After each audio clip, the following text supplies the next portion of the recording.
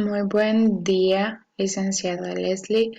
A continuación voy a leer mi noticia en inglés. A new round of the journalists is taking in South Korea. In South Korea, the internet is a part of everyday life.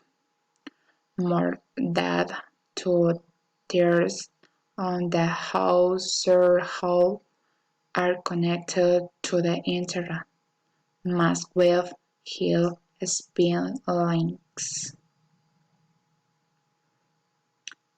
Even taxi drivers who do not have time for newspaper have heard of All My News.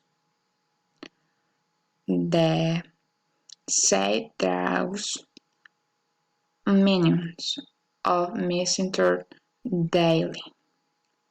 Advertisements are supported, but in the Korean language website www.aluminiums.com and the Walking Print edition, and the operation has been profitable in the recent months, according to its chief executive and the foreign of Yahoo. Muchas gracias. Esta fue mi pequeña noticia.